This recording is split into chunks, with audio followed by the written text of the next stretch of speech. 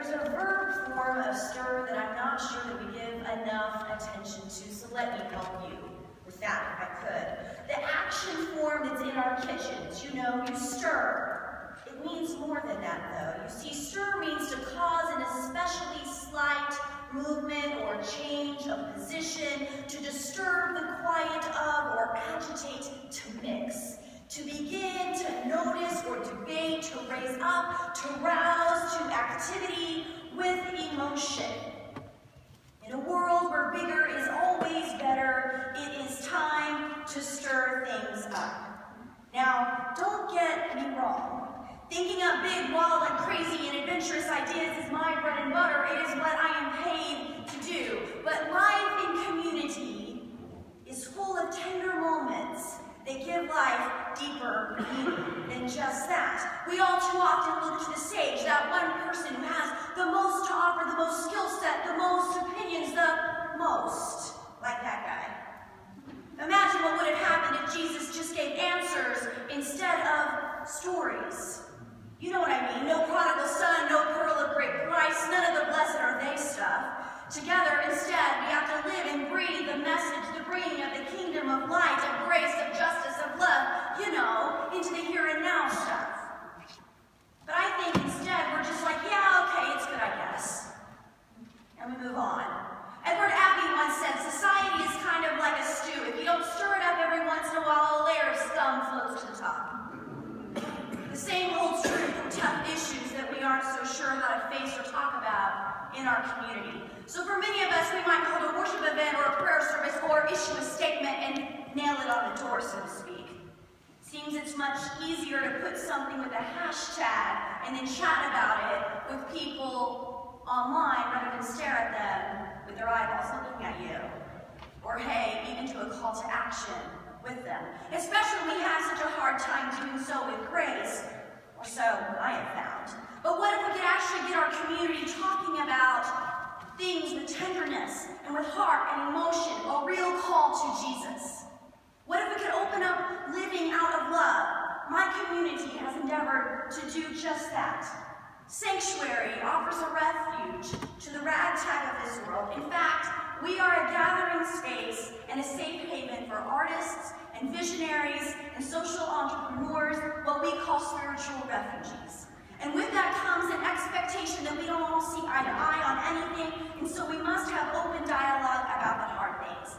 We call our way of engaging stir. Stir is an idea that we get a wide variety of persons to talk about the hard issues, the political, the theological, the soulful, and it's easy, and it doesn't depend on only having a certain number of people present, because you stir up your community. You stir it up into smaller bits. It's really an idea that came out of educational circles taken into our theological realm.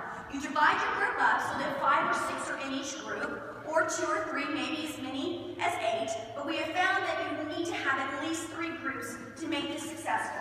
Maybe you number them off, and you ask everyone to remember their number for the whole of the event. Another way is to have numbers as people arrive and you keep them. Round 1 is the easy part, the easy, schmeezy, lovey-dovey round. In communication, you call that setting the stage to get people sharing, so to speak. An example, when we were talking about stars, we asked people if they believed in a corporate way of actually naming a star. You know, you have to purchase a star and then give it a name. And if they believed in that, why? Or if not, why not? After 5 to 8 minutes, the answers are recorded, and then a random number moves on to the next group and shares all the answers. The importance of that cannot be overstated, as each group then hears the parts of the whole. That way, no group owns an answer in one particular group. Round 2 begins, usually involves a scripture reading, a reflection about what the scripture might be saying about that topic, and what we think about that. Often we have several different versions of the scripture being read, as well as a question, and what we notice in it. In one session, and we explored about fitting in racism, and we gave a definition of racism and asked the group to explore that wording of that definition and if we felt that it was accurate. After about 5 to 8 minutes more, the answers are recorded, and then we move again. We stir people up. Another person moves from the group. At this point, the papers are read again. Whatever person is left takes them and begins to share. By this time, you're on the final round, and this is the tough application. Get down and dirty with the gospel. This is living life in the here and now in the kingdom kind of way. So for example, when discussing the meaning of offering refuge, you know, like the church used to do kind of thing, and the lack thereof in the world, we ask, can we be this kind of church that focuses on offering sanctuary to those that are undocumented workers in the world?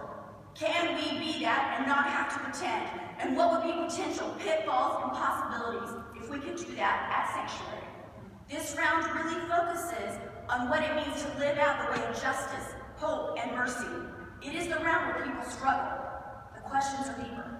That's it. That's the whole STIR process. And at this point, since we're a faith community, we share in communion.